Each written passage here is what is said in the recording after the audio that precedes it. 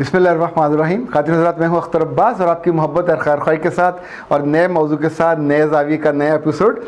आज का मौजू थोड़ा सेंसिटिव है, इस लिहाज से भी कि मैं उस पर बात करते हुए थोड़ा झिझक रहा हूँ। सवाल तो ये अनम अकरम का है और उन्होंने कहा कि सर, आम लड़कियों को भी रिश्ते नहीं मिलते, लेकिन जो बच्चियाँ डिसेबल हों उनके लिए तो बिल्कुल ही मुश्किल हो जाता है।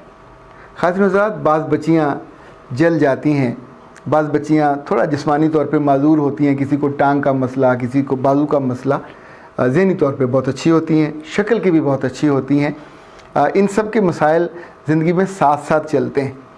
कभी कभी तो इनके वालिदैन उन मसाइल की अहमियत को और उनके साइज़ को जान लेते हैं, तो फिर उसका हल निकल आता है।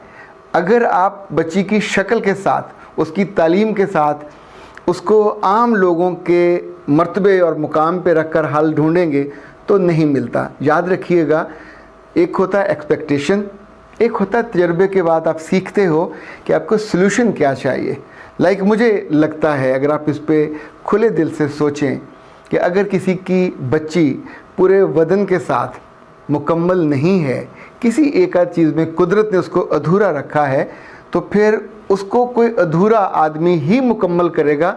दोनों अधूरे मिलके एक मुकम्मल ज़ात बन जाएंगे। ऐसे बहुत से रिश्ते मैंने होते देखे, बड़ी कामयाबी से चलते देखे। कहीं कहीं उनकी खूबियों की वजह से कोई मुकम्मल आदमी उनको कबूल कर ले तो मोहब्बत की वजह से होगा, ये हमदर्दी की वजह से नहीं होगा।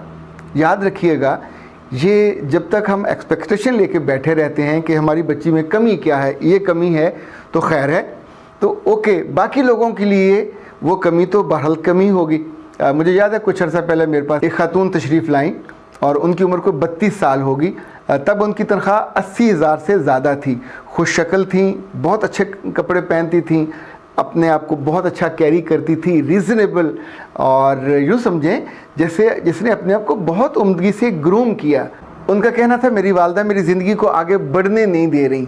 तो मैंने पूछा वो कैसे? तो उन्होंने कहा कि बहुत साल पहले ये हुआ कि मेरे दाएं ब्रेस्ट में प्रॉब्लम हुआ, तो डॉक्टरों ने उसको काट दिया, तो अब मेरी ज़िंदगी में एक ब्रेस्ट है, और जब मेरा रिश्ता होने लगता है तो मेरी माँ नहीं बताती। जब रिश्ता बिल्कुल मुकम्मल होके, मैच्योर होके होने की एग्जीक्यूशन में पहुँचता है, तो तब जब बताया जाता है तो लोग इनकार कर देते हैं, और नतीजतन मेरी उम्र के 30-32 साल मेरे हाथ से निकल गए हैं। और यही अगर मेरी माँ थोड़ी रीज़नेबल हो, समझदार हो, तो इस बात को मान ले कि उनकी बेटी के वजूद में कुछ कमी है, तो जो भी उसको मर्द मिलेगा उसमें भी कुछ कमी होगी, तो दोनों मिल के, चूँकि मुझे एक आइडियल, एक बहुत खूबसूरत वजूद नहीं मिल पाएगा। हाँ, चूँकि जहाँ वो काम करती हैं, जॉब करती हैं, अगर वहाँ से कोई उसकी मोहब्बत में मुब्तला हो जाए, उसके इश्क में मुब्तला हो जाए और उसे पता चले कि ये लड़की में ये कमी है, तो फिर ज़ाहिर है उसका ट्रीटमेंट और होगी। बहुत सी बच्चियाँ ऐसी जिनकी निगाह कमज़ोर होती है, वो ब्रिल सिस्टम में चली जाती हैं। अल्लाह उनको औलाद, साहिब औलाद भी करता है, उनकी शादियाँ भी होती हैं, पर अपने जैसों में होती हैं। इस तौर पे कितनी बच्चियाँ ऐसी हैं जो जल जाती हैं, तो जलने के बाद उनके चेहरा ख़राब हो जाता है। पर याद रखिएगा, ये मिज़री, इसका भी हल मौजूद है। कितने लोगों के बेटे ऐसे हैं जिनको अल्लाह ने नज़र नहीं दी होती, लेकिन नॉर्मल होते हैं, वो नॉर्मल मर्द होते हैं। सो ये बच्चियाँ उनके साथ ब्याही जा सकती हैं, चूँकि उन्हें खिदमत भी मिलेगी, मोहब्बत भी मिलेगी, सिर्फ वो चेहरा उसका नहीं देख पाएंगे, तो वो जो चेहरे का प्रॉब्लम था उधर से हल हो जाएगा। मुझे याद है पाकिस्तान के बहुत बड़े मुसन्निफ़ और मुफक्कर खुर्रम मुराद साहब, अल्लाह ने उनको जो साहबजादे दिए, सब ने बहुत तरक्की की। एक साहबजादा उनका बोल नहीं सकता था, पर कंप्यूटर में ही वॉज टू गुड। उसने अपनी महारत से कितनी ही अंग्रेज़ लड़कियों को मुसलमान किया। जब उसकी शादी की उम्र आई तो इतने बड़े बाप का बेटा ज़ाहिर है, उसके लिए उन्होंने जिस तरह का रिश्ता ढूंढा, वो भी एक जज की बेटी थी, she was unable to speak, और दोनों का रिश्ता हुआ माशाल्लाह पिछले 10-12 साल से। दोनों बहुत उम्दगी के साथ लंदन में ज़िंदगी गुजार रहे हैं। ऐसे कितने ही मैच मैंने देखे कि जिसमें वालिदैन की अकल और दानिश और उस मामले की नज़ाकत को समझते हुए प्रैक्टिकल होने की अप्रोच ये बहुत लाजिम होती है। जब जब हम किसी मसले को प्रैक्टिकल चीज़ के साथ देखते हैं तो उसका हल और तरह निकलता है। جب جب ہم اس کا حل اپنے خاندان، اپنے بچے، اپنا وجود اور اپنا سوشل مرتبہ اور سٹیٹس اس کو دیکھ کے ڈھونڈ رہے ہوتے ہیں، تو ظاہر ہے دوسرے کا بھی حق ہے وہ بھی چیزوں کو اپنے اینگل سے دیکھ رہا ہوتا ہے۔ اس بیچ میں ہمارے ان بچوں اور خاص طور پہ بچیوں کی عمر نکل جاتی ہے، ان کے بدن کی بھی ضرورت ہوتی ہے، ان کے سینٹیمنٹ کی بھی ضرورت ہوتی ہے، ان کو بھی تو ان کے وجود کو ایک تکمیل چاہیے ہوتی ہے۔ سو اگر والدین یا ان کے اعزا و اقارب یا ان کے دوست احباب تھوڑا سا پریکٹیکلی سوچ کے، اس میں دقت شروع میں ممکن ہے ہو، کیونکہ اپنے خیال سے کمتر پانے کے لیے یا لینے کے لیے کوئی تیار نہیں ہوتا۔